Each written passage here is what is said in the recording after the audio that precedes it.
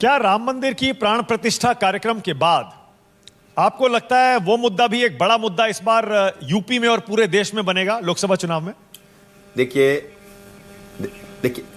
Bharatiya Janata party ने प्रारंभ काल से ही अपने संकल्प पत्र में इस बात को बार बार दोहराया कि जब हमें सरकार बनाने का अवसर मिलेगा हम अयोध्या में प्रभु रामलला का भव्य मंदिर का निर्माण करेंगे। मुझे बताने में प्रसन्नता है माननीय प्रधानमंत्री जी के मार्गदर्शन में जिस ढंग से अयोध्या में राम मंदिर का दुनिया के समक्ष लोकार्पण हुआ है, रोम रोम प्रफुल्लित है पूरे देशवासियों का। दुनिया में जहां जहां भारतवंशी रहते हैं सब लोगों को मानना है कि अद्भुत काम हुआ है, साक्षात प्रभु रामलला वहां विराजमान है और लोगों की आस्था, लोगों का जुड़ाव अयोध्या से उस ढंग से हो रहा है जैसे पुरातन काल में प्रभु राम को अयोध्यावासी मान करके लोग मानते थे, अयोध्या धाम कहते थे। अयोध्या धाम आज पुनः जो उस समय की बात थी पुनः स्थापित हुई है। लोग चाहते हैं कि प्रभु राम के मंदिर के निर्माण के बाद जो परिस्थितियां बनी हैं, मैं कह सकता हूं जब हम लोग वहां थे जिस दिन प्राण प्रतिष्ठा हो रही थी, नर नारी गंधर्व चारों तरफ लग रहा था कि प्रसन्नता का माहौल है और सब लोगों ने अपनी आत्मा से प्रभु राम का आशीर्वाद प्राप्त किया है। उस समय यदि आप फुटेज देखेंगे अद्भुत वातावरण का निर्माण हुआ था। क्या मथुरा काशी का भी समय अब आ गया है पाठक जी? देखिए आप हमको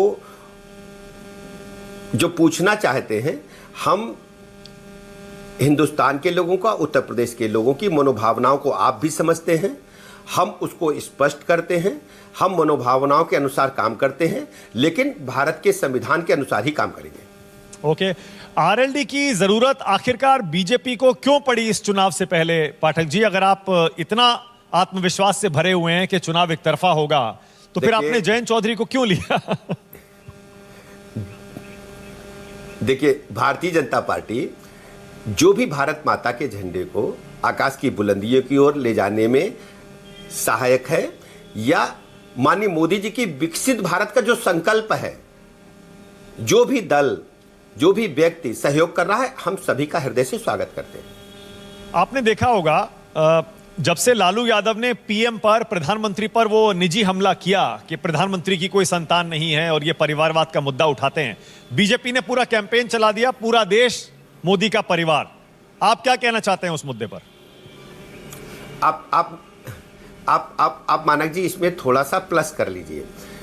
बीजेपी ने नहीं, देश की एक एक जनता ने, एक एक जनमानस ने जाति धर्म संप्रदाय से ऊपर उठ करके अपने सोशल मीडिया हैंडल पर लिखा मोदी जी का परिवार।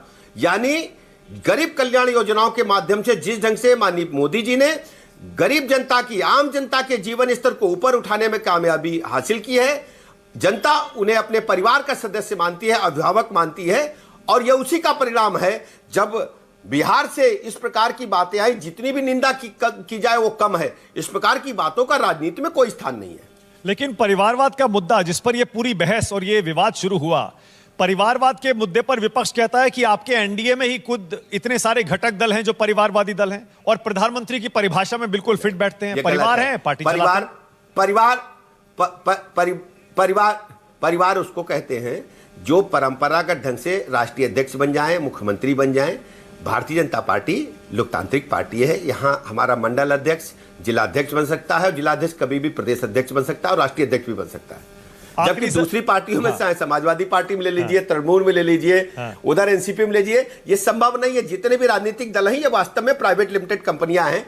जैसे अखिलेश यादव जी बोलते हैं ना, वो मैं कहता हूं ये परिवार डेवलपमेंट अथॉरिटी चलाते हैं और केवल जब सत्ता में आते हैं परिवार को ही डेवलप करने का काम करते हैं।